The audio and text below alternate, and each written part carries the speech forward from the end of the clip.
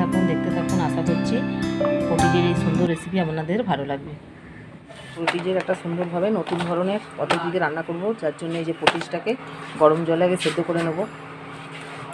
এই যে ইন্ডাকশানে আমি গামলায় করে গরম জল করতে দিয়ে দিয়েছি। এবার জলটা গরম হয়ে গেলে তার মধ্যে আমি পটিজটাকে দিয়ে গরম জলে দিয়ে একটুখানি গরম ভাপিয়ে নেব। জলটা দেখুন গরম হয়ে গেছে। এবার এর মধ্যে আমি এই যে পটিজগুলো দিয়ে দিচ্ছি। পটিজগুলো দেখুন এরকম হয়।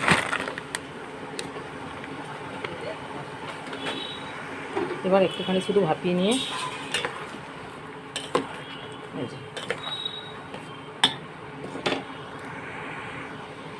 এবার আমি ঢাকা দিয়ে রেখে দেবো ওটাকে মিনিট 10 জন্যে।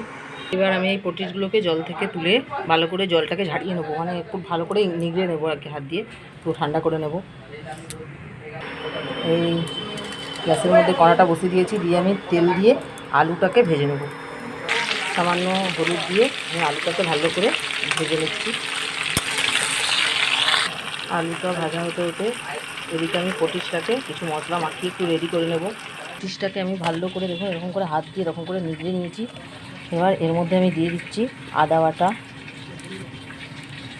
রসুন বাটা, জিরের গুঁড়ো, চাট মশলা, নুন, স্বাদ মতো নুন দিয়ে দিলাম,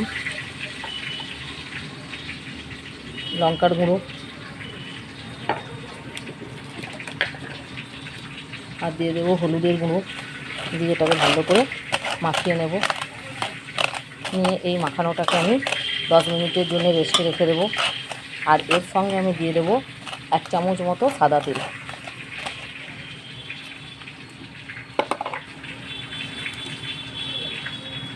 এদিকে আলুটাও আমার সুন্দর করে ভাজা হয়ে গেছে। এবার আমি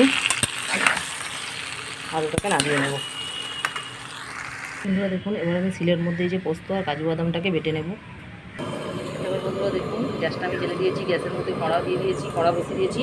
এবার হচ্ছে আমি তেলটা গরম করে নেব। পটিজের মধ্যে আমি এবার দিয়ে দেবো সেটা হচ্ছে যে কর্নফ্লাওয়ার।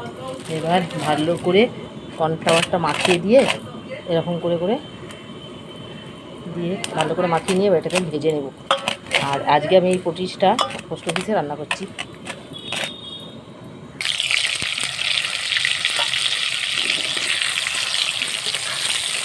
এটাকে দিয়ে আমি ভালো করে ভেজে নেব।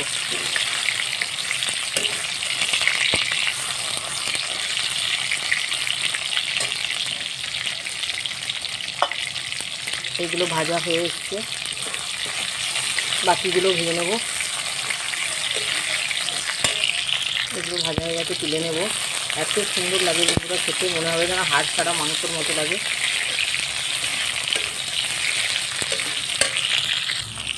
বাকিগুলো আমি সেম পদ্ধতিতে ভেজে নেব। এগুলো খুব সুন্দর করে দেখুন ভাজা হয়ে গেছে। এবার আমি গ্যাসের মধ্যে তেল দিয়ে দেবো আবার। এবার দেখুন তেলটার মধ্যে আমি দিয়ে দিচ্ছি সামান্য করে একটু চিনি। এবার চিনিটাকে নেড়ে চেড়ে নিয়ে গুলতে দেবো। এর মধ্যে আমি গরম মশলা ফোড়ন দিয়ে দেবো, তেজপাতা আর গরম মশলা ফোড়ন দিয়ে দিয়েছি। এবার এর মধ্যে আমি দিয়ে দেবো কুচি করে রাখা পেঁয়াজ। দিয়ে পেঁয়াজটাকে ভালো করে ভেজে নেব। পেঁয়াজটা এখানে ভাজা হতে হতে আমি ওখানে রেডি করে নিচ্ছি যে টক দই, পোস্ত, কাজু বাদাম বাটাটা ভালো করে মিশিয়ে নেব। এবার পেঁয়াজটা ভাজা হয়ে এসছে। এবার এর মধ্যে আমি দিয়ে দিচ্ছি রসুন বাটা। রসুনটাকে প্রথমে আগে একটু ভালো করে ভেজে নেব। তারপর এর মধ্যে আমি দিয়ে দেবো টমেটো কুচি।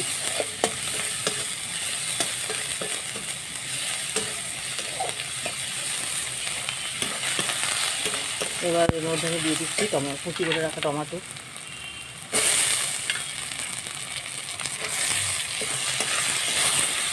এবার টমেটোটা দিয়ে ভালো করে নেড়ে নেব। আর এর মধ্যে আমি দিয়ে দেবো নুন, স্বাদ মতো নুন দিয়ে দেবো।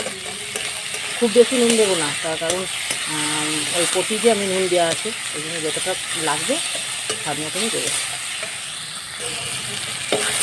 এবার ভালো করে নাড়াচাড়া করে নিচ্ছি। নিয়ে এর মধ্যে আমি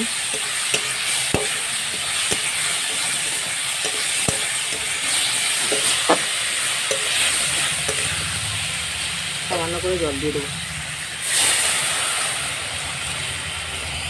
দিয়ে এবার ভালো করে একটু নেড়ে চেড়ে নেবো। এবার এর মধ্যে আমি দিয়ে দেবো লঙ্কা গুঁড়ো, হলুদ গুঁড়ো, জিরের গুঁড়ো। এই যে লঙ্কা গুঁড়ো, হলুদ গুঁড়ো, জিরের গুঁড়ো দিয়ে ভালো করে মশলাটাকে কষিয়ে নিচ্ছি একদম হালকা ফ্লেমে। এবার এর মধ্যে আমি দিয়ে দেবো এই যে দই, কাজু বাদাম, পোস্ত এর পেস্টটা সামান্য জল দিয়ে ধুয়ে দিয়ে দেবো। মশলাটাকে এবার ভালো করে কষিয়ে নেব। এবার এর মধ্যে আমি দিয়ে দেবো জিরে, আদার বাটা দিয়ে এবার ভালো করে মশলাটাকে কষাবো। এবার এর মধ্যে আমি দিয়ে দেবো 1 চামচ মতো এই যে কাশ্মীরি লঙ্কার গুঁড়ো কালারের জন্য, দিয়ে ভালো করে নাড়াচাড়া করে নিয়ে এবার আমি এর মধ্যে দিয়ে দেবো ভেজে রাখা আলুটা। এবার এর মধ্যে আমি দিয়ে দেবো ভেজে রাখা আলুটা দিয়ে এবার ভালো করে কষবো।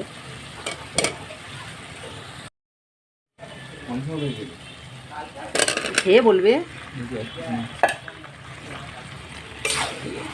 এই পটির ভাজাটা কেমন লাগছে দেখে বলো, বলো মুখে বলো। খুব সুন্দর হয়েছে ভাজাটা লাগছে, ভাজাটাই দেখছো পকোড়ার মতো বলো। একদম মনে হচ্ছে নয় যেন সেই মানে হাড় ছাড়া মাংস বলো। এবার আলুটা দিয়ে ভালো করে আমি কষিয়ে নেবো। একদম হালকা ফ্লেমে কষাবো। কালারটাই কতটা সুন্দর এসেছে দেখো। এই আলুটাকে আমি মিনিট 5 মতো কষে নেবো ভালো করে।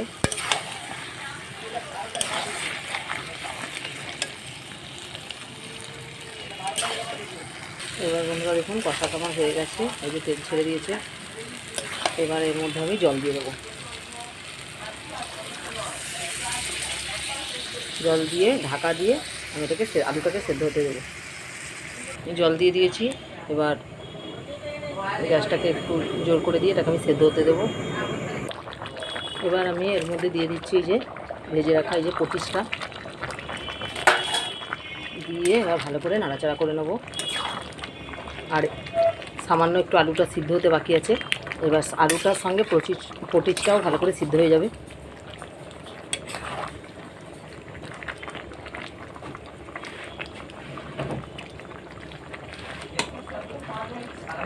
এবার দেখুন একদম কমপ্লিট হয়ে গেছে। এবার সবশেষ আমি এর মধ্যে দিয়ে দিলাম গরম মশলা, দিয়ে একটুখানি নাড়াচাড়া করে নেব। একদম কষা কষা মতো হয়েছে। এবার একটা পাত্রে সাজিয়ে নিয়ে দেখাচ্ছি। বন্ধুরা দেখুন অপূর্ব সুন্দর লাগে পটিজের রেসিপি, আপনারা নিশ্চয়ই বাড়িতে ট্রাই করবেন। রুটি, ভাত, লুচি সবের সঙ্গে খুব অপূর্ব লাগে।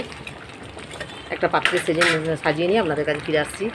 প্রোটিজের এই সুন্দর রেসিপিটা আমার কমপ্লিট হয়ে গেছে। আমি একটা থালার মধ্যে সাজিয়ে নিয়েছি। দেখুন বন্ধুরা কতটা সুন্দর দেখতে লেগেছে, খেতেও লাগে অপূর্ব সুন্দর। আপনারা নিশ্চয়ই বাড়িতে প্রোটিজকে একবার হলেও এরকম করে মানে খেয়ে দেখবেন, খেতে ভালো লাগে।